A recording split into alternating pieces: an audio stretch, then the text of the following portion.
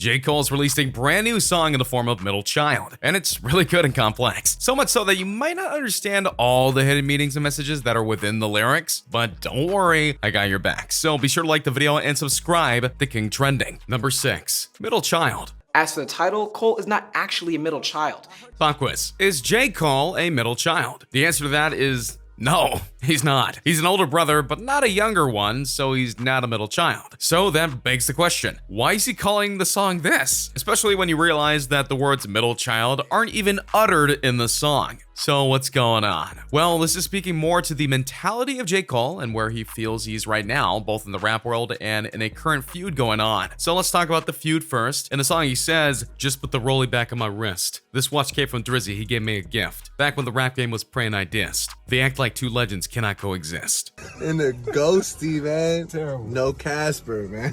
Drizzy is another name for Drake, one of the biggest names in the hip hop and rap world right now. Drake and J. Cole are friends, good friends even. They've hung out with each other, made songs together, and more. They respect one another. And yet, multiple times, the rap community has said that he should turn his back on Drake and insult him, including with the current feud going on between Drake and Kanye West, which continues to escalate and de-escalate. So not unlike a middle child, he's being pulled in two directions. But he doesn't want to be. He wants to coexist with Drake as well as Kanye, and all the other rappers in the world that he respects or calls friends. Yet because of the violent nature of the rap world, that's not an easy thing to be. You can't be neutral, apparently. You have to pick a side, but J. Cole won't do it because he knows better. J. Cole also feels that he's caught in the middle of two rap generations, which he sings with, I'm dead in the middle of two generations. I'm little bro and big bro all at once. This is actually a struggle that many rappers are finding themselves falling into, because while classic rappers like Eminem, Jay-Z, and more are still making their mark by being true to what rap is in their mind, then you got guys like Lil Pump, Lil Yachty, Lil Uzi Vert, and more trying to change the game to better suit them, which has caused a lot of strife between the generations. And then you have guys like J. Cole who are caught in the middle and trying to keep themselves relevant while not betraying one side or the other. Again, this is just like a middle child. J. Cole is respectful to his elders in the rap industry, but he also sympathizes with the young rappers and wishes them the best. And he tries to guide them down a better path that doesn't end up with them in jail or any other avenue like that. At times, he feels like both sides don't listen to him, and that makes him feel almost irrelevant, and that hurts him. But he's gonna keep on pushing because he knows that the only way to change the world is to do it yourself and not give up on your own cause. Whether he actually does this or not is very much up in the air, but it's clear that J. Cole is determined to make a difference on the rap world beyond his music, and he's hoping that Middle Child can help spread his message. Number 5, Off Balance. I ain't gonna say no names, but I look at them and I'm just like, bruh,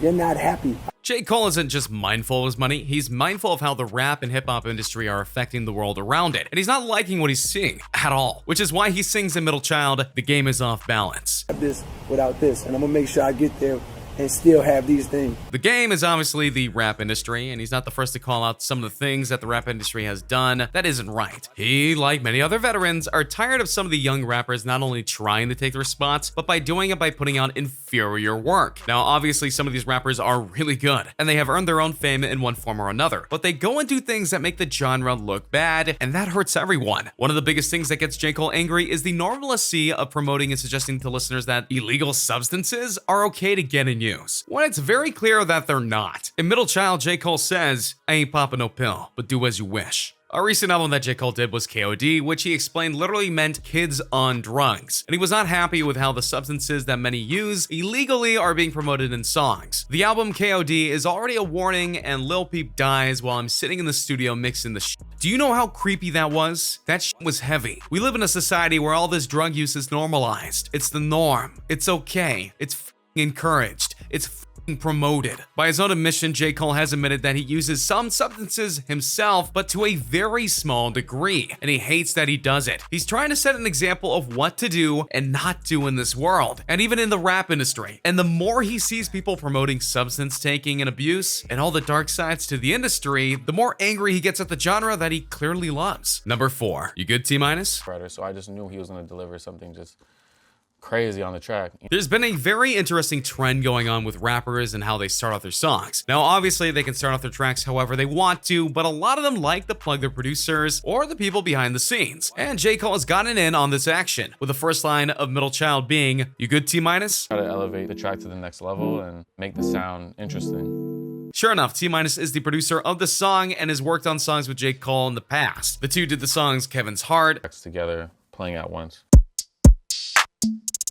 an obvious pun on the actor Kevin Hart, and then the song Pretty Little Fears, which wasn't written by J. Cole, but it did feature him. Rappers have often gotten the reputation of being selfish and self-serving, and some of them definitely are, but seeing things like this happen, giving a little shout out in the song shows that they're very much aware of who helps them make these songs great, that it's a team effort, and not just one man or woman making everything happen more times than not. And clearly T- likes working with J. Cole, else they wouldn't be doing more music together. Also, he noted in an interview that he met J. Cole through a friend of a friend. Initially, I was just submitting some tracks to him through this guy named Tim Glover, who A&Rs for Dreamville. Eventually, just being in LA in the scene, I ran into one of J. Cole's old friends named Matt. He actually used to work for Universal, I believe. And from there, he was like, oh, you want me to put you in contact with Cole? And then he linked me through email. I was sending beats to Cole through email, and then we linked through text, and then from there, we just chopped it up and sent ideas. This led to Kevin's Heart, but it was clear to T- that they had a good connection in terms of making good music. But then we linked up, and we just have a strong chemistry as like producers and artists, you know. He had a great understanding of production. He's an incredible producer himself, so he knows good production when he hears it. He has a strong ear. Like, he knows what he can get out of me, because he knows how to direct the record as well. So it just worked perfectly, and we just started linking up from then. So yeah, T-